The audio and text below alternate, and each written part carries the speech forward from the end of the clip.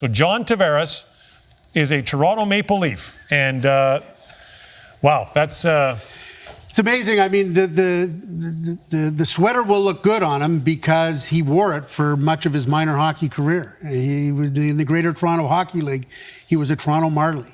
And that was the team that he played on in the Greater Toronto Hockey League. So wearing the blue and white, wearing the Maple Leaf is not at all unfamiliar to him. And it's a huge signing for the Leafs. And we'll obviously try and get the exact numbers on it. But one of the things I think the Leafs were really trying to sell to John Tavares was, we're going to have a team where Austin Matthews and William Nylander are on one line, and that you're going to play with Mitch Marner. So it's going to be a double-barreled attack where you've got two-thirds of the top two lines with a star center on each of them and unbelievable skill on the wing. And that the Marner-Tavares chemistry or combination was a huge point, a huge selling point in terms of why it would make sense for John Tavares to come to the Toronto Maple Leafs. And also, to the point you guys made earlier when we talked about San Jose, San Jose's window is not closed. It's not even closing real quick. But the San Jose Sharks core players are a lot older than the Toronto Maple Leafs core players. And a lot of people believe this will afford John Tavares the best opportunity to contend for a Stanley Cup. And obviously, I don't think the money will be too shabby either. What will be interesting to see is how do they do the Matthews deal? How do they do the Nylander deal? How do they do Marner? And how do they make it all work? But it doesn't matter. Tavares is a Leaf. That's the question. So the point was made a couple of days ago that if you look at goals from top two centers, only Pittsburgh the last 2 years from Crosby and Malkin got more than Toronto did from Matthews and Nazem Kadri. And now you add Tavares. And Pierre, we've heard this from a number of teams over the last few days. How does Toronto make it all fit? Yeah, and certainly there are people wondering, would they be willing to move a guy like Willie Nylander to shore up their defense at some point? But I don't think there's an urgency there. I mean, I think that's now a tool in the toolbox for the Leafs that puts them in a position of leverage they weren't before in terms of looking at those options. And they got tons of cap space this year. Yeah. And there would have been some concern up the middle of the ice if they hadn't landed John Tavares. I mean, who's kidding who? He's the big fish, obviously, but beyond that. Yeah, with Bozak gone. With Bozak gone, I mean, the center ice market, as Winnipeg is going to find out now, tightens up considerably. Well, and the other thing, and there was all sorts of speculation leading up to this, that, how's Austin Matthews going to view this? Austin Matthews won't be very happy because they're bringing in a bigger fish than what Austin Matthews may be right now. And nothing could be further from the truth. To the point you made, Dregs, what does Sidney Crosby love about playing on the Pittsburgh Penguins, amongst others? Evgeny Malkin. Yeah. I mean, to have a double-barreled attack where you can roll out John Tavares and Austin Matthews on back-to-back shifts, that's how you contend for a cup. Now, do the Leafs have other things to do? Is the How defense? does Nazem Kadri feel? Well, he's going to get slot in exactly where he's still going to get some huge minutes, shutdown minutes against other teams. But it's a real good. The Leafs are now, you'd have to say, one of the most formidable teams, for sure, if not the most formidable up front in the league. So this is the production.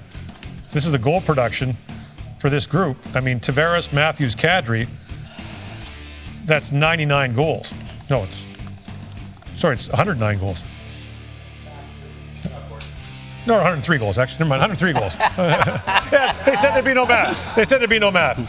John Tavares, by the way, one more note. I'm thrilled to be starting a new chapter of my career and life in Toronto with the Maple Leafs. I feel very fortunate to join a team with a great young core and play where I grew up learning and loving the game. I can't wait to get started. James? I'll wait for the gentleman to confirm, but various reports saying $11 million times 7 years for $77 million for John Tavares, which would match the Doughty extension, which will kick in next year at $8 million. That is $11 million a year. That is the cap hit, $77 million. John Tavares is a member of the Toronto Maple Leafs, the biggest free agent signing in the city of Toronto since Roger Clemens maybe signed a $40 million four-year deal with the Blue Jays back in 1996, the biggest free agent hockey signing. Coming home, his childhood dream. The last guy I can remember saying that would be Jeff O'Neill. It wasn't with quite as much fanfare. It was near the tail end of the career. But you are unabashedly a Leafs fan. What's your reaction to this? I'm ecstatic. I mean, I've talked about it in the last week. For one time, whether it's Drew Doughty or one of these superstars, that were born and raised in Toronto and to know what it feels like. And I got a little bit tired of people saying, oh, why would he want to go back there? It's a tough place to play. Finally, one guy, and I got to do it, but obviously not in the same circumstances. I was kind of at the back end of my career. But to see a superstar pick Toronto as his choice in the prime of his career, I think is just fantastic. I don't think you can overstate what that means, because you're right. The perception out of there, Toronto, it's too much media. You don't want to play here. Maybe this changes everything. This also changes what the Toronto Maple Leafs lineup will look like. Let's just put him in right now, and you can play around with who will be wingers and so on and so forth. But here's a depth chart with John Tavares in it, and boy, that front nine is pretty enticing for Toronto Maple Leafs fans. Well, I'm just going to focus on the top two lines right now, and you've got two centers at the top that are both shooters. Matthews is a shooter, Tavares is a shooter. They play with two guys that can really move the puck in Nylander and Marner. And then, not that Marleau is a worker bee, but Marleau can do the heavy lifting on one line. And Hyman, who I've become a great fan of over the last couple of years, has always fit well with Matthews. I mean, what a matchup dilemma for anybody to try and coach against. Everyone thinking that, wow, this will be great for Matthews as Tavares takes all the matchups. It's going to be good for Tavares too. Now, he's not going to have everybody's best defense pair sitting in his pants pocket. I mean, this is a dynamic team. Just to turn this into a day of reading John Tavares tweets, here's another one. I'm thrilled to be starting a new chapter of my career and life in Toronto with the Leafs. I feel very fortunate to join a team with a great young core and play where I grew up learning and loving the game. I can't wait to get started! Exclamation point. And that exclamation point is being texted around Toronto by pretty much everybody involved with the Toronto Maple Leafs. Ultimately, the one thing that Toronto had to their advantage that no one else had, the hometown factor. I mean, that's what won out here, was the ability to come back and what you had grown up doing as a kid. No other team could control that. They could give him $1 gazillion. They could give him a lifestyle. They could give him great line mates. They could give him a championship team, the promise of a Stanley Cup. They couldn't give him that. So he went with the one thing that was uncontrollable to everybody else. But it's so rare. I mentioned that. Like, it's very seldom that I run into a guy like Jeff, or I guess like Tavares, that usually, okay, they love the team. If they get drafted by their hometown team, great. But after a few years, the business jades everybody. It becomes a business. And I rarely see a player 5 years into the league who still cares that much. I never thought about it once. Right. I mean, I was a Philadelphia Flyer and a Boston Bruin and a Washington Capital. At no point did I ever say, I've got to go back to Toronto and play there. Okay, there's But one if the possibility difference. came up, you probably wouldn't you think that I was would be an outright free agent at one point and didn't even consider it. Okay, but here's the difference. Maybe They're not good. want you? Hey, they're good now.